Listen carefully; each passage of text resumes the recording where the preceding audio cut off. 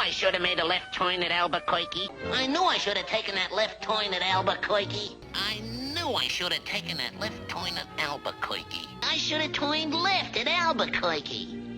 Hi, this is John Harcher, and welcome to our Left Turn at Albuquerque special about my history with Looney Tunes and animation / cartoons in general. I've talked a lot of shorthand, saying, oh, this was on Channel 5, this was on TBS, this was and along the way, as you notice, I've kind of filled in a little bit that is like, people don't know what the heck I'm talking about. So this will be kind of like a touchstone to let you know what I've been through, where I've watched them, a couple other markets that have, I've been able to have some experience with. So let's just start off. Born in the late 60s, so my first memories of Looney Tunes were in the early 70s, let's say 1972 or so. Like I said, I was living in North Jersey, and as I've been doing some investigating about what shows were on what channel and when they were on, I started discovering things that I didn't remember correctly. Like I've been saying all the time, WNEW in New York, Channel 5, far as I remember, was the one that had Looney Tunes. And as I went and looked back and looked up April 10th, 1972, and I looked on Channel 5, and they did have Bugs Bunny and Friends, but then I also saw WOR Channel 9 also had Bugs Bunny and Friends. And I'm like, wait a minute. So what happened with Looney Tunes is, and if you want to delve into the history of that, as I mentioned in episode 1, Pop Arena has a whole history of Looney Tunes on TV and his Nickelodeon series. If you have an hour and want to be interested in that, he breaks it all down perfectly. I've learned so much from that. Basically, just in shorthand, the color cartoons from like 1935 through 1947 were bought by a company that's related to United Artists called Associated Artists Productions, I think that was, AAP. So they ended up buying the rights to a whole group of Looney Tunes, and they ended up buying the rights to later Popeyes. It's an odd combination there. So they sold that as a syndicated package. And apparently, WOR had the license for it. But Warner Brothers also licensed out post 1948 cartoons as well. So that was a different syndicated package. Then they also, in 1960, had started the Bugs Bunny show on ABC. And that was a different group of cartoons that they held for themselves for the network. The show ran 3 years in primetime and then moved to Saturday mornings, where it ended up bouncing networks a bunch of times. I'll go over that in a minute. So you had these two different packages. So sometimes you could watch from 8 to 8:30. Let's say you could watch Bugs Bunny on Channel 9, and then from 8:30 to 9, maybe Channel 5 had Bugs Bunny. But they were different sets of cartoons that didn't cross. It turns out the packages were finally united, I think, in the mid-'70s, which was after I moved down to Monroe. So basically that became like my memory of where I watched Looney Tunes. But it turns out I may have started watching it on Channel 9. Now, I don't remember a lot of cartoons on Channel 9. I'll be honest. I remember like Davy and Goliath, Gumby, and anything they showed with Romper Room. That's basically all I remember. I also remember one time watching Gilligan's Island at Dr. Narrett's, who was my pediatrician at the time. And that's my earliest memory of Gilligan's Island. And then they moved to Channel 11 and then Channel 5 before it went off into a cable, but that's later. So basically you had the two competing stations in New York were, well, you had three of them for independent. You had Channel 5, WNEW, WOR, Channel 9, and WPIX, Channel 11. I think they are the oldest one. I think they started like 1948. And they had a lot of cartoons as well. I'll go into them in a minute. But basically the ones that I remember were on Channel 5. I remember Looney Tunes. And they also had a lot of the Hanna-Barbera. They had Huckleberry Hound. They had Yogi Bear. They had Quick Draw McGraw. And they had the Flintstones. And it turns out they had another primetime show that I'll talk about in a minute. But the other ones that I remember is they also had the Filmation superhero show. Now, I never remember there being an opening. It just kind of like you would just turn it on at 3:30 and then you'd see a Superman cartoon or a Batman cartoon or an Aquaman cartoon. But I had this vague memory of this opening with Superman flying across the screen and the name of the show coming across it. I thought I just dreamed it. Just kids just think of little things. Then I got the DVDs, about 10 years ago when they came out, finally. And I turn on the DVD, and then all of a sudden I see this opening. It's Superman, Superman.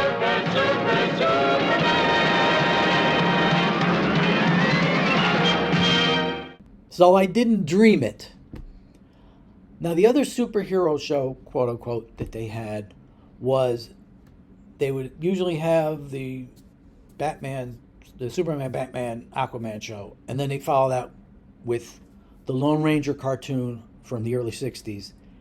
If you've never seen it, it's very bizarre, very UPA-ish, square type of animation, and the plots were kind of like they were like rejected plots from the Wild Wild West, and very science fiction involved.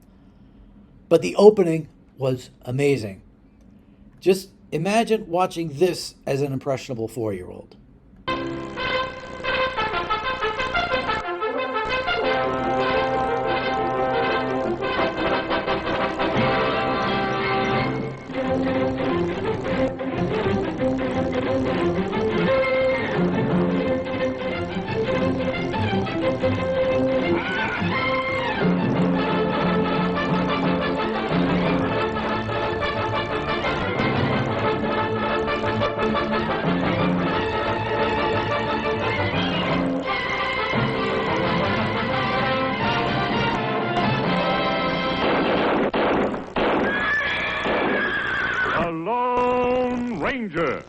I mean, how cool was that? I mean, I remember I was such a Lone Ranger fan that in first grade, we had to name our reading groups, and I nominated our group to be called Lone Ranger, and I won. And then I didn't even know there was a live action version until the WPIX showed it after Batman one. They had, I think, Batman at 4:00 and then Lone Ranger at 4:30. So that was that. And then as far as the networks go, I definitely remember watching ABC. And speaking of Looney Tunes, I honestly don't remember seeing Looney Tunes on ABC, but I do remember they showed in 1972 and 73 at 11 o'clock, they had this Superstar special, and it involved a lot of kind of crossovers. That's where, if you've ever seen the show Yogi's Gang, Yogi's Art Lark premiered there. They had a Banana Splits movie. They had a couple That Girl movies with Marlo Thomas doing her voice, I guess, before Free to Be You and Me. They had a couple Nanny and the Professor. How many people remember that shows? Yeah. This is what Kim Richards was doing before Real Housewives of L.A. So you had that. And one of the cartoons they showed was something called Daffy Duck and Porky Pig Meet the Groovy Ghoulies. Now, it was weird because Groovy Ghoulies were on CBS. I'll talk about them in a minute. But the craziest thing about that, and it made a deep impression or a deep scar on my mind when the Groovy Ghoulies characters run up to this mirror and they all of a sudden turn into real life. And it's on YouTube in a very horrible form, so you just take a look. So just watch it. So you see the one character, he's running, and he jumps through the window, and he's real life. And I just remember thinking at the time, oh my God, are we going to see Frankie, Drac, and Wolfie as real life? And sure enough, there they are. And oh my God, it's horrifying. Oh, geez. I couldn't believe I saw this. I'm like, I'm never going to be able to forget this. Oh. Ugh. The other one I remember, they also ran a adaptation of Oliver, but without the music, and so they call it Oliver and the Artful Dodger, and I actually ran it 2 parts. So So that's another one. I just remember them being pulled on the cart. I don't know if it was Fagin or somebody else doing it or Billy Sykes, but whatever. Now on CBS, I definitely remember Pebbles and Bam Bam at that point. And then at that point, Scooby-Doo was on CBS. And in 1972, it was the Scooby-Doo movies. And I remember one time, my dad and my grandpa were down in the basement. They were fixing the fuses. And all of a sudden, the power goes out. I'm in the middle of watching either Pebbles and Bam Bam or the Flintstones. And the power goes out. Now, NBC, I remember from back then for just a couple of odd shows. One of them was, there was a cartoon version of Around the World in 80 Days. And for some reason, I remember watching that. And the other one I remember, they were also showing Pink Panther. And this is another one that I have a memory about, 1972. We're over my grandma Harcher's, and I'm watching Pink Panther. And at the very end of one of the cartoons, the Pink Panther speaks. And my eyes like pop out of my head, like the Pink Panther never speaks. There's never talking in these from it. And for years, it's another thing. I thought I just dreamed this. This didn't happen. Years later, when I finally buy the Pink Panther DVDs, it's one of the very early ones. Sure enough, there's voices Rich Little. And sure enough, at the end of the cartoon, there he was talking. Why can't man be more like animals? So that's my basic memory of when I was young. Then we moved from North Jersey to Central Jersey, Monroe Township. And it opened up my world quite a bit because it turns out not only could we get the New York TV stations, but where we were, if we got a decent antenna, which we ended up buying, and we had like a big box on top of the TV where you just turned the direction. If you turned it to the southwest, you could get the Philly channels. You could get Channel 3, KYW, which was NBC at the time, WPVI, Channel 6, WCAU, which was CBS at the time, WHYY, Channel 12, which was PBS. And then the independent stations, WPHL, Channel 17, WTAF, Channel 29, and WKBS, Channel 48. So, now, in New York, I noticed kids kind of stratified. You either watched Channel 5, and by that time, Channel 9 got rid of their cartoons, so you only had Channel 11. So I told you basically what was on Channel 5. That basically stayed the same through the years.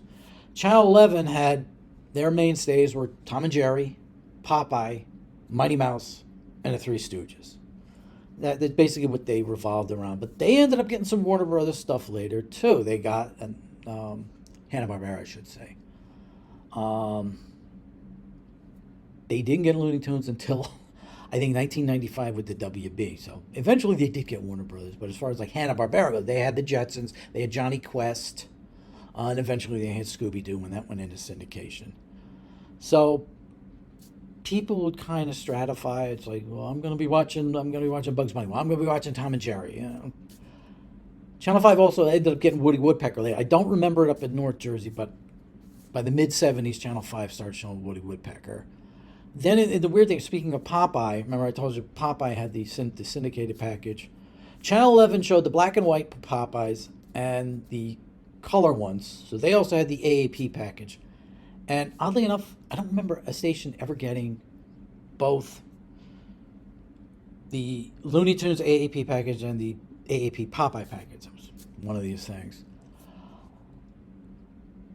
But so you had that. Channel 5 ended up showing the TV Popeye later on, which had basically, you had, I think, 2 or 3 sets of people making them. You had the remnants of the people that were making them over at Paramount. So those were kind of similar. Then you had the Gene Deiches. And if you know the era of Tom and Jerry between Hanna-Barbera and Chuck Jones, the Gene Deitch era, it was the same basic thing. He was an American who went over to Europe and basically started up animation going over there, basically animation studios, so they cranked out a lot of stuff. He won an Academy Award in 1960 for Monroe. But it was funny when I started dating my wife who's from overseas, and she was playing cartoons for her, now my son. And the cartoons, I'm looking at them like, I've seen cartoons like these. They look very similar because I guess it's an Eastern European style of animation. So that's, and I showed her the Gene Deitch Tom and Jerry. She's like, yeah, this looks like what we used to watch. So that was New York. So now in Philly, again, as I was checking things, I don't remember Channel 17 having a lot, but it turns out I was wrong. They ended up having the later syndicated package of Looney Tunes. And I definitely remember them having the animated Spider-Man, which I actually remember all the way back when it was on Sunday mornings on ABC, and then eventually in New York it moved to Channel 5.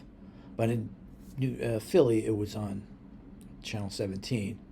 Now, Channel 29 was sort of the Channel 5 equivalent, as it turns out. They had the AAP Looney Tunes package.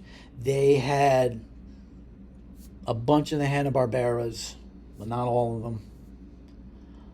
They had things like Penelope Pit Stop, Wacky Races, Dastardly and Muttley.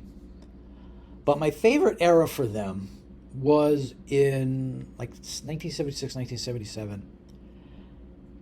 In the middle of the day, they'd run a block of cartoons. At 11:30, they'd run the Wally Gator, Lippy the Lion, Touche Turtle trio. They would run those cartoons.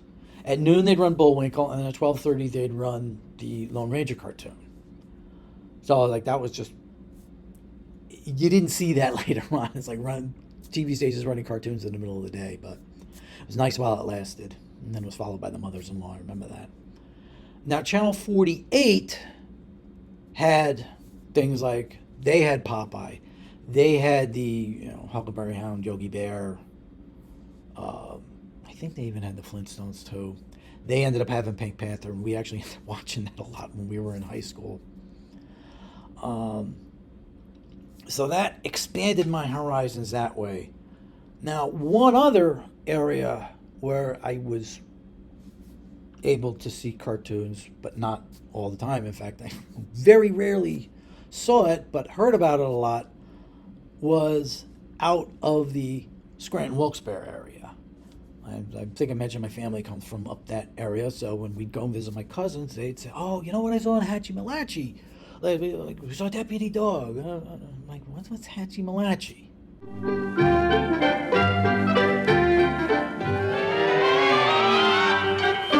There's a wonderful place that you really should see called the land of Hatchie Malachi.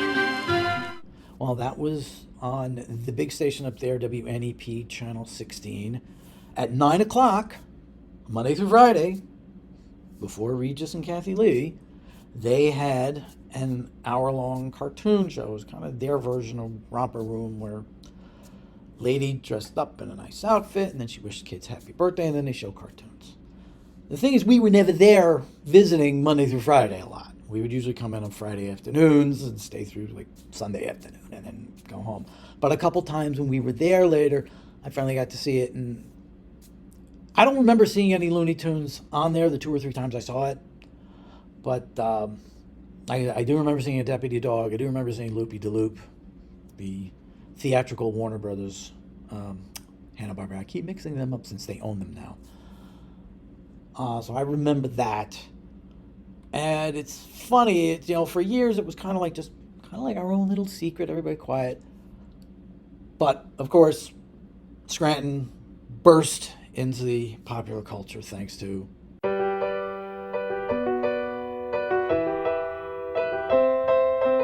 and there was actually an episode where Michael Scott showed up when he was a kid. He went on a show called Fundle Bundle. Fundle Bundle, Hatchie Malachi. And it was Miss Trudy instead of Miss Judy. So the only thing is that one thing that bothers me about the show, knowing that area like I do, and having family members, knowing how people talk, no one has a northeastern Pennsylvania accent. No one. I mean, if Michael Scott was there his whole life, you figured he would have been talking about taking a walk down by the water. Nothing. None of them. Wonderfully written show. It just kind of detached from reality for me.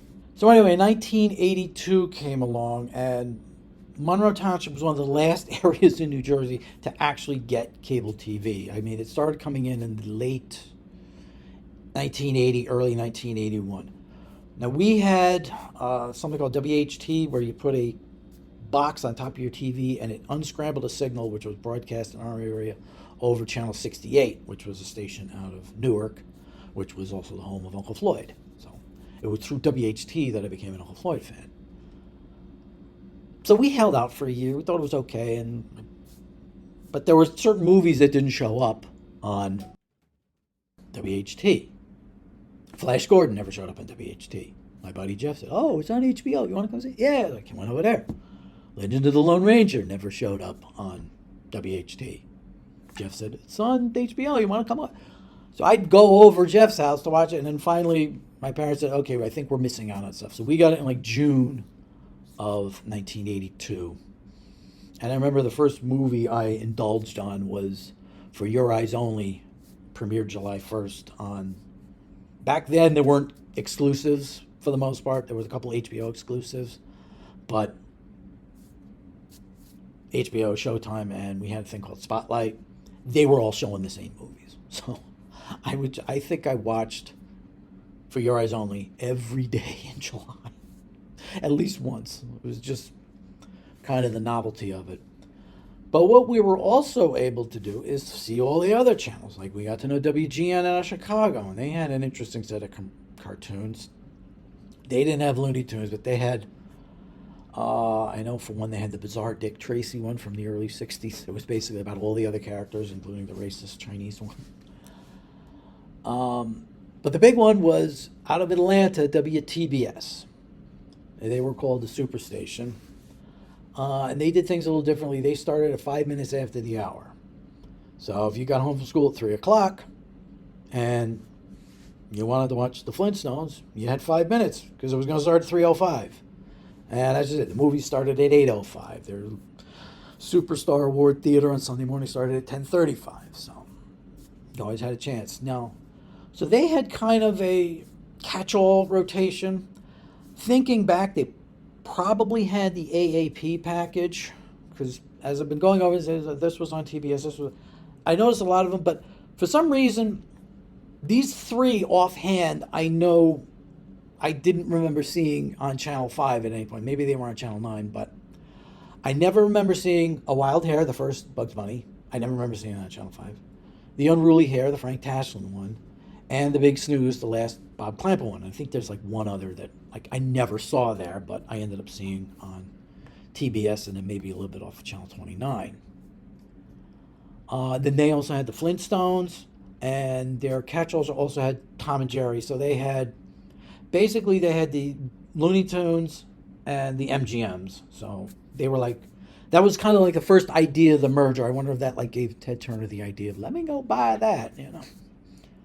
And then along the way, adding in the Hanna-Barbera stuff. Because, yeah, as you can see, it eventually became everything that Warner Brothers would own. The Looney Tunes, the MGMs, and the Hanna-Barberas. So that ended up being like a regular staple for years. And they had a very nice Christmas special every year. The Christmas special was the one I'll talk about in the Academy Awards series. Ended with MGM Peace on Earth. Have you ever seen that one? It's kind of a horrifying end, but it's like, you know, message. This is a message, people.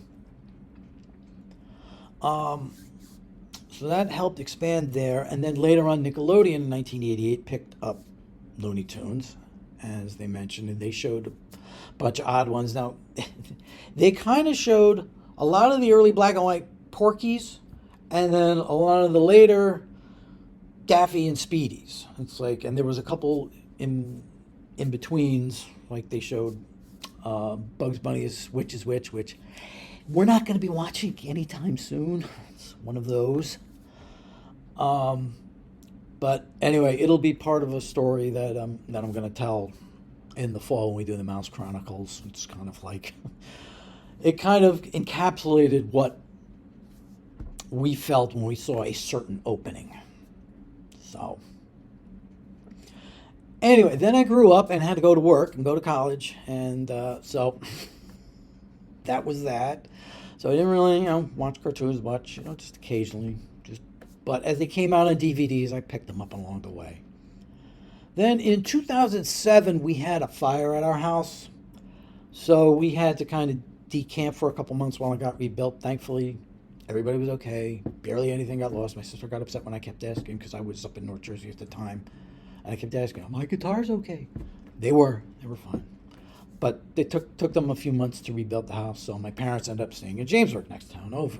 And the townhouse that they stayed in, the lady had DirecTV, so they hooked it back up. And I remember it was like the second weekend in December that I came down to visit. And I walked in and my dad was like, "You got to see what's on this DirecTV." So we started going through the dial, and they have FX movies, Watch of the Lost World, which I hadn't seen in years. They had all these kind of odd channels and everything. And they had Boomerang. So now let me just go back a little bit, because when I've mentioned many times, Cartoon Network picked up the exclusives of Looney Tunes in like 2000, so it went off of all the networks and all the syndicated channels. So I remember we did occasionally indulge in Looney Tunes, like in 2001 when I had the big June Bugs marathon where they showed all the Bugs Bunnies except for a dozen. We'll talk about that eventually. So we all watched that, and I taped them all off that. So that was my first kind of main big bulk Looney Tunes collection. But I had heard that they had put some of these shows on Boomerang. And I'm like, well, Boomerang? Well, we didn't have Boomerang. Comcast didn't add it onto their channel. And to this day, they never have. So I started watching it, and I'm like, oh, geez, I haven't seen this in a while. Oh, Penelope Pitstop is on. And my dad noticed she was always chained or tied up. I was like, what is this, the bondage of Penelope Pitstop? But I ended up discovering what I call a missing piece of my childhood. For some reason, the show Top Cat was never on when I remember it. As I was looking back, I found out it was on 4:30 on Channel 5 in 1972, but I don't remember it at all. The only thing I remember Top Cat from was I had one of these little golden books, and on the back it was the Hanna-Barbera characters, and they had all the Hanna-Barbera characters there. And I just noticed TC and Benny, but I didn't know who they were. I just saw this cat with a purple hat and a guy with a little blue cat with a neighborhood jacket. So I said, you know what? I gotta watch. I never saw this. And the first episode I watched was the Long Hot Winter.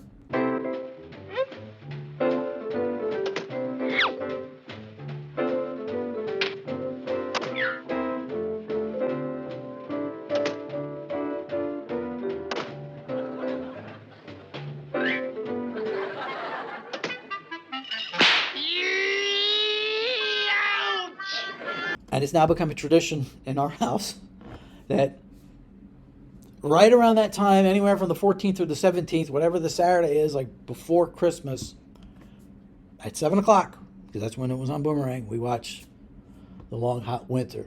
So I ended up watching every episode, and it became like my favorite show.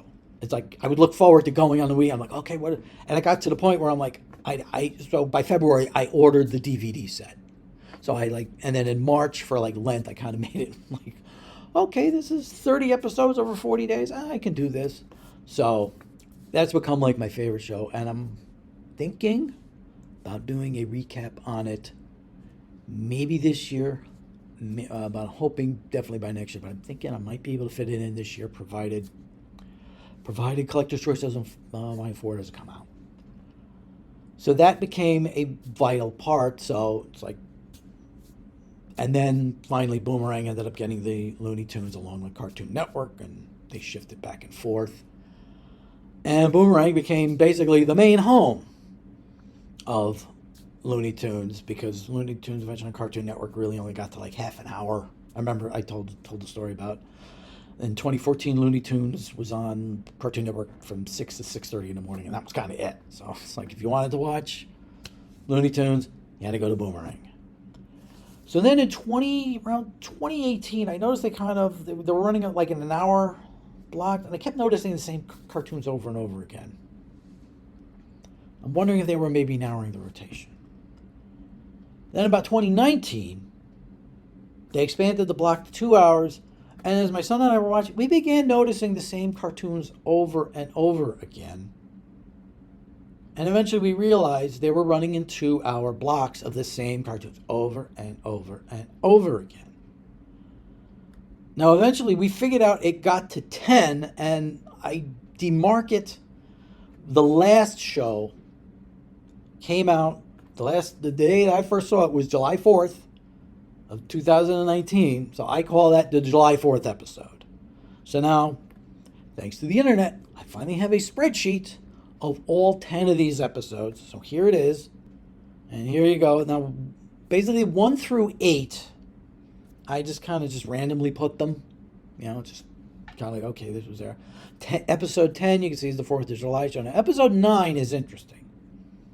Episode 9 only has 12 instead of 13. Because what they would do is at the top and bottom of each hour, they would run 2 cartoons together with no commercial. This was the only one that was without that. And I think it was because of Invasion of the Bunny Snatchers. Because that's like a 10-minute plus cartoon. So that takes up a whole block all by itself. So that block only had 12 cartoons in it. Now that kept going from July 4th, 2019 through, I'd say, March or so of 2023. The same 10 episodes over and over and over and over again. Then suddenly, show number 9, that 12 block, disappeared.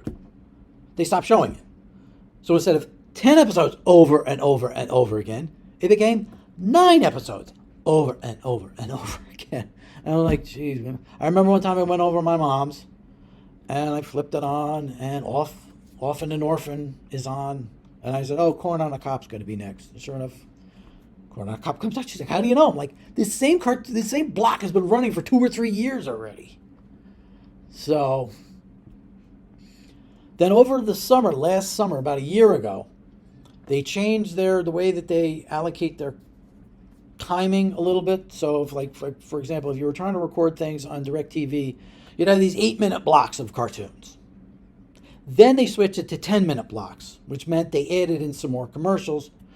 So they ended up dropping the 13th of each of the ones on the show. So the last one, hair trimmed, was the July 4th one that ended. Shishka Bugs was the last one on another one. They dropped all those. So you had basically 9 episodes with 12 cartoons. So 108 cartoons, basically starting around June, and that lasted through October. So, I mean, it really wasn't must-see TV because it's like, all right, I know what I'm going to see. 9 days from now, I'm going to see the same thing, or even sooner. Because the other problem was they would also run them like twice a day. So you'd have a 1 to 3 in the afternoon, and then actually sometimes they ran it 3 times a day. You did it like 1 to 3 in the afternoon, 11 to 1 in the morning, and 4 to 6 in the morning. So it's like these things would blow through quickly.